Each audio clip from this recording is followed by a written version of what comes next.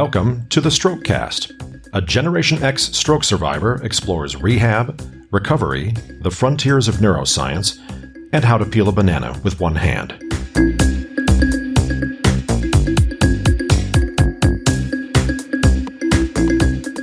Hello, I'm Bill Monroe, and welcome to episode 73 of the Strokecast. You know, I think this week's episode is probably going to be a little shorter than some of them, because I am going to try and get a nap in.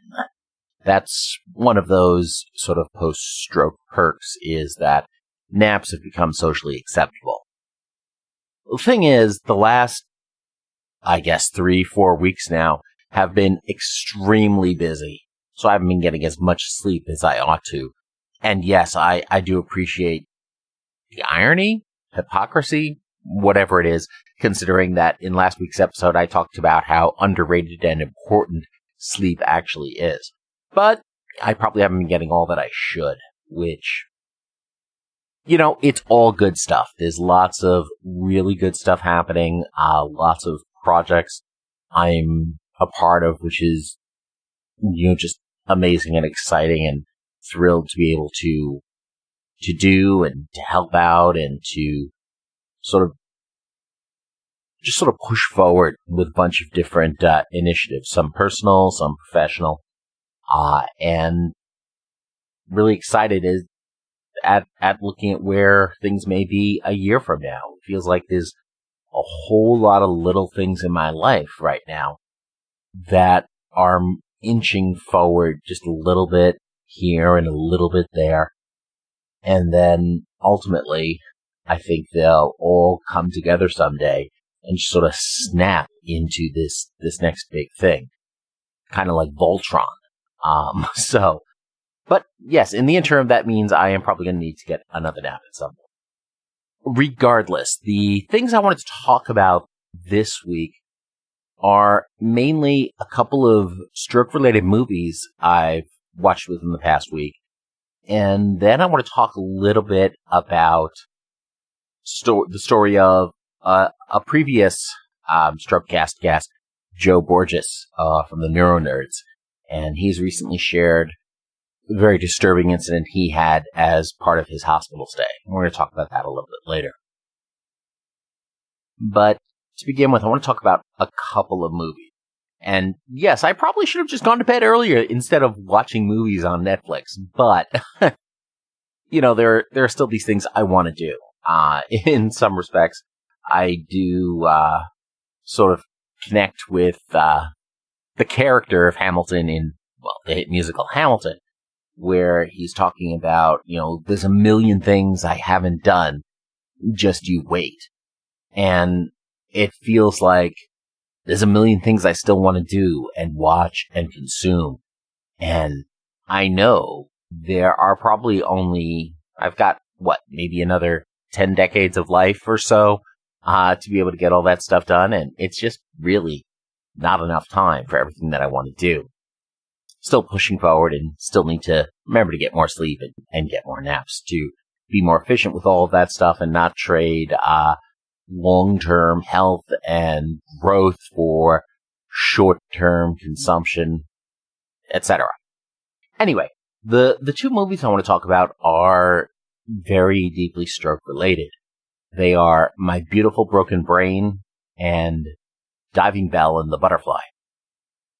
Before I go too much further, these movies both deal with survivors who are dealing with significant communication challenges and other challenges related to their strokes. So I understand for some folks, you might not be able to watch these, and even talking about this might be a little painful or triggering. But I think these are important looks at the lives of other survivors. And while their disabilities are very different from mine, and the impacts of their stroke are very different from mine, these films could potentially be a window that you can share with other folks in your life who don't necessarily understand what's happening with your own stroke and with your own journey. Everybody's journey is, of course, individual. But I think sometimes people close to us may not really understand because they are close to us, because they're a part of our lives. And sometimes a piece of art is able to illustrate that more clearly for other folks simply because it has that combination of enabling a deep emotional response while at the same point facilitating a little bit of detachment.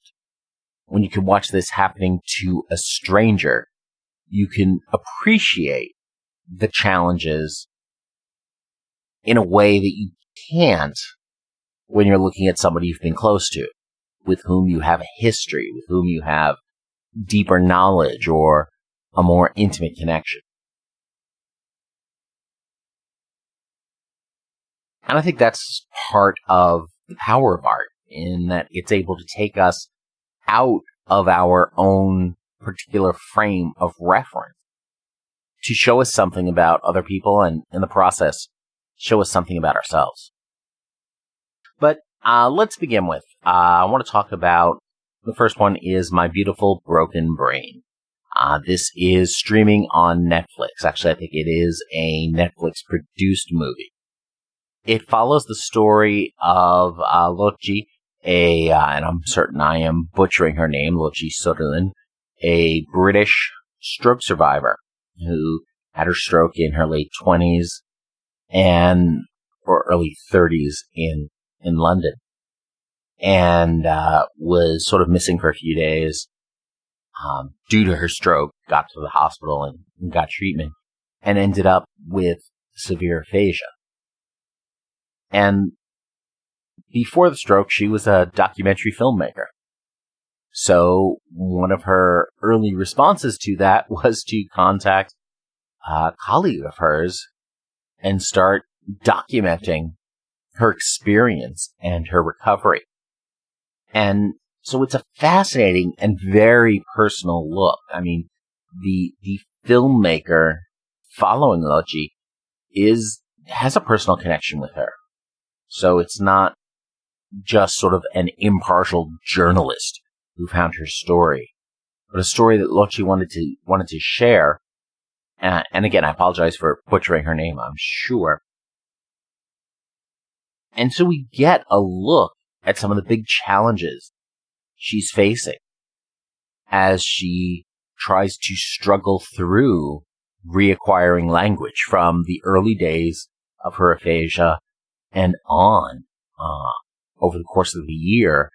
And we see her language improve. We see her struggle with words.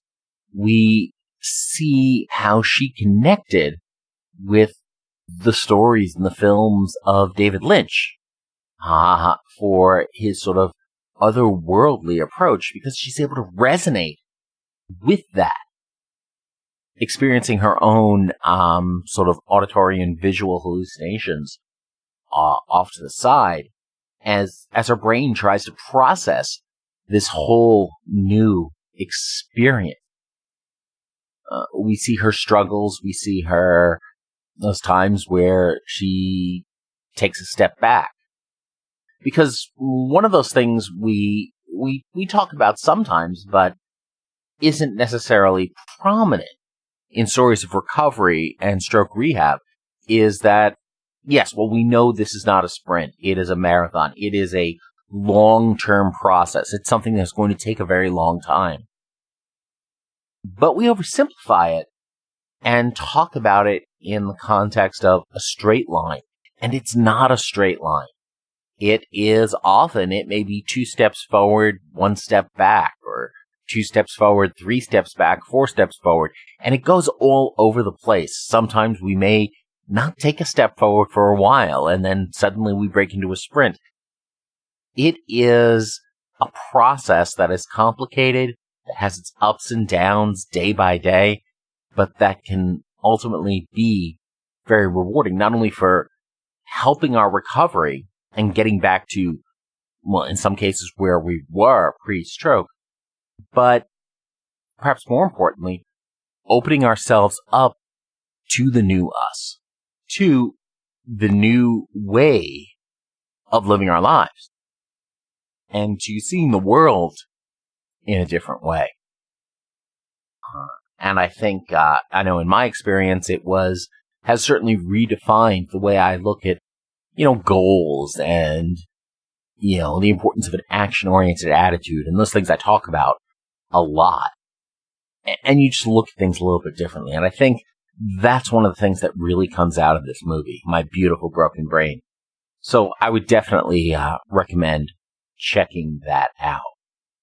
Now, for an American audience and probably for a bunch of other audiences, I do also recommend running it with closed captioning. Closed captioning is, of course, one of those interesting things. Here's a little aside that, really came into prominence to help the hard of hearing. That's probably what it's most closely associated with and is available on pretty much all mainstream media in the U.S. now. And if you want to watch a closed caption version of this podcast, you can do so over on YouTube, where you'll find all these episodes using the YouTube automated captioning, which not great, but it's something. But because of the British accents in this film, combined with Lotje's sometimes challenging speech, it is probably going to be easier to follow if you have the captioning on. And especially if, as a result of your own stroke, you work with some audio processing challenges, again, the closed captioning can certainly supplement the speech in the film, and definitely highly recommended. And, it's interesting. When we talk about closed captioning, I find that I just like having it on a lot of times when I'm dealing with highly accented content, and other folks who have non-impaired hearing or audio processing. We're also seeing more and more people use closed captioning just to make it easier to follow, make it easier to have things in the background. So there's a lot of value in that. So go ahead and give that a try. My Beautiful Broken Brain on Netflix. Great movie to go ahead and check out. And if you want to see a trailer for the film, head on over to strokecast.com/movie. The other film I want to talk about is a little bit older. It's based on a book written in the mid-90s. I believe the film was produced, released at Cannes in 2006, 2007. And this is called The Diving Bell and the Butterfly. Now, this movie is a little bit different. It is based on a true story. So it is based on a book by the same name by author and stroke victim Jean-Dominique Bauby, the former editor-in-chief of French Elle. Now, this movie is one that you will need the captions on, or actually the subtitles, unless you happen to be, fluent in French, because the entire movie is in French. So, I haven't seen a dubbed version. I don't know if there is one, but so, of course, if you have challenges with reading or some of the visual processing, this might be a more challenging film. It is also available on Netflix streaming. I think it's also available on Amazon Prime, but you can find it in the streaming services. Diving Bell and the Butterfly follows the story of Jean-Dominique Bauby. He was the editor-in-chief of French Elle, sort of at the top of his career, the pinnacle of the French fashion scene, which I'm told is the pinnacle of the worldwide fashion scene. And while driving in the French countryside with his son in his brand new convertible, he slowly pulled over to the side of the road with a stroke and spent several weeks in a coma. And when he woke up or came out of the coma, he came right into locked-in syndrome. Now, locked-in syndrome is something that happens to some stroke survivors and folks with other injuries, and there's a few different things that can cause it. But the challenge with it is that your intellect is still there, your thinking is still there, all of your memories are still there, you're still fully aware and fully conscious, but you can't speak, you can't move. You have basically no way of communicating with the outside world. folks can talk to you and you can understand and you can listen, but you can't share back. You can't respond. It's kind of a terrifying thought, to be trapped, to be locked inside your own body. Eventually, during his time in the hospital, the speech therapist and Jean-Dominique realized he can communicate by blinking his left eye. That's it. That's sort of the only action he has. And so they work with it. They work with helping him to communicate through a translator, somebody who will recite the letters of the alphabet until they get to the letter for a word that Jean-Dominique wants to spell, and then he blinks. And then they go back to the beginning, go through the letters until they get to the second letter of the word, and he blinks again. And on and on. It's a slow and tedious process, but it's the way that he is able to actually connect back to the world, actually get out of his own prison, of his own body, and be able to communicate again. And the story is actually Jean-Dominique's story. He dictated a book called The Diving Bell and the Butterfly by blinking his left eye, by having somebody go ahead and record that and work with that.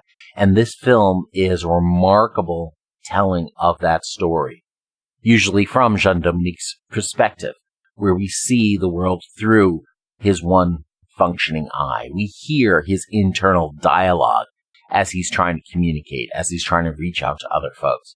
We see him working with his physical therapists and his speech therapists as they work with him to try and get better. We see the relationships in his life as friends and family try to come to terms with Jean-Dominique's new life and the way he's living.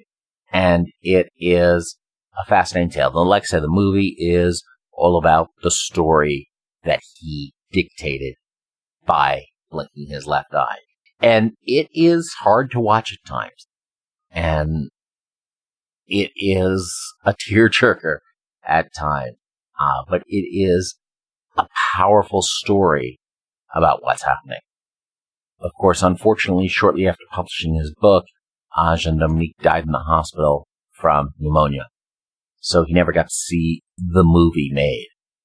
But he did get to see his book published. He did get to see the early response and perhaps see a little bit of the impact he was able to have on the world. So it is a powerful story, The Diving Bell and the Butterfly, that I strongly recommend checking out if it's something you're comfortable all watching and going through.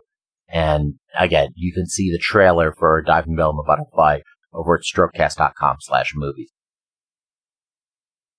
The other thing I wanted to talk about today is a story from former Strokecast guest, Brain Buddy, and NeuroNerd's co-host, Joe Borges. He was on the show a few weeks back. You can go ahead and listen to that interview at strokecast.com/neuronerds.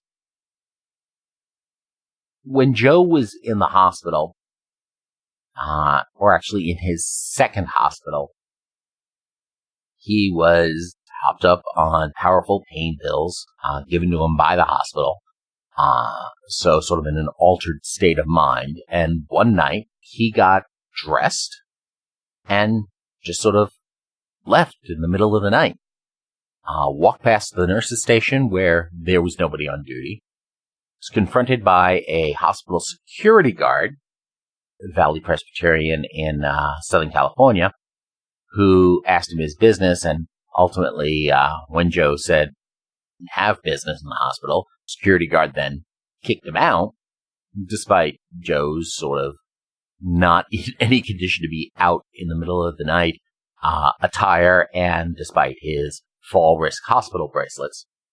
And Joe, completely in not his right mind with this serious brain injury and recent brain surgery, found himself wandering the streets of Van Nuys for hours, just lost and not able to do anything. It's really an extraordinary story of, what appears to be neglect, that this was allowed to happen, that Joe, completely not in his right mind, was able to just leave and go wandering, and nobody confronted him or suggested he stay or go back to bed. Nobody was keeping an eye on this person. They had, hopped up on narcotics to deal with the brain surgery. And the incident has left Joe with some severe post-traumatic stress. You can hear the whole story over in episode 67 at the Neuro Nerds. And you can get to that story by navigating there, or just go to strokecast.com/JusticeForJoe.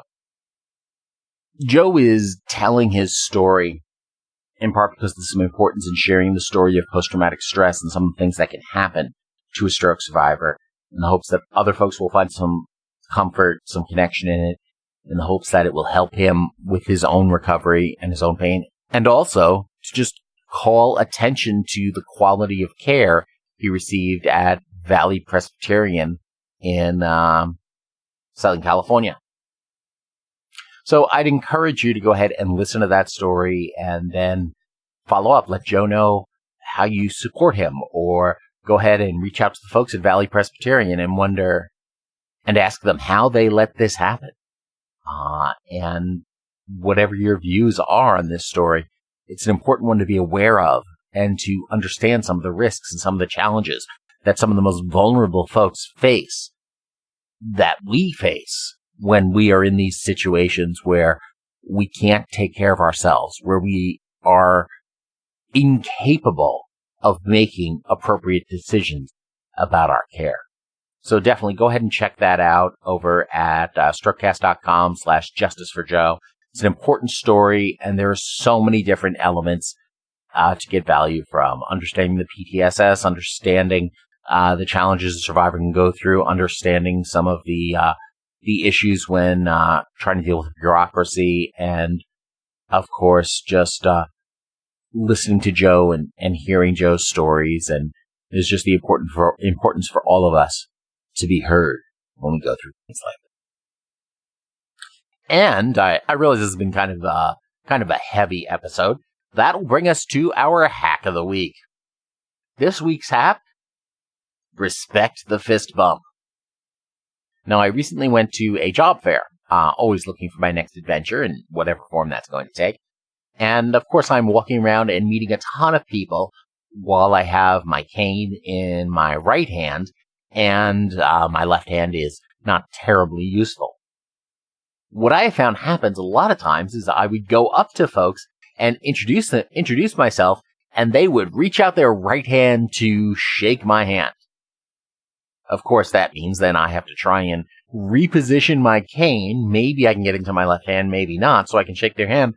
But before I can complete that, they get apologetic, and then they reach out their left hand to shake my hand, which is, of course, going to be even less effective unless they just sort of want to hold an inaccurately targeted fist, which is generally not what we're going to do. So the default to quickly get out of that awkward social situation when you're meeting folks, be very prepared to offer the fist bump. I found that the fist bump with my right hand is a great gesture that works with folks because, it immediately acknowledges the awkwardness of the situation while at the same time offering a very quick and easy out. And I can execute a fist bump with my right hand while my cane is still in my right hand. So that becomes a really nice social gesture. You're also going to find there are a lot of folks out there who simply don't like to shake hands, either because they have their own uncomfortableness with touching other people in that way, or because they have concerns about germs or whatever it is, or because they've just seen what too many people do with their hands. A fist bump becomes a nice, simple way of acknowledging those gestures, acknowledging that greeting, and getting out of that awkward situation. So, if you're not able to conveniently shake hands, either because of a hemiparesis or because you're holding a cane, a fist bump with either the right or left hand is a great alternative to that. And that's it for this week. Go ahead and check out those movies on Netflix, The Diving Bell and the Butterfly and My Beautiful Broken Brain. Go ahead and check out Joe's story over at strokecast.com/justiceforjoe. Be sure to share this episode with the movie lover in your life or the person in your life that you would like to understand more about some of the challenges stroke survivors face. Subscribe to Strokecast in your favorite podcast app for free so you never miss an episode. And of course, as always, don't get best, get better. Thanks a lot. I'm Bill Monroe. It's nap time, and I'll talk to you later.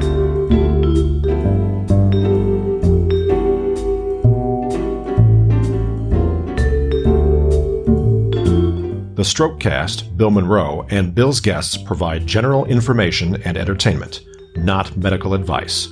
Please do not make any changes to your treatment plan or the execution of your treatment plan without first consulting your personal doctor or medical team. The Strokecast is a proud production of the Currently Speaking Podcast Network.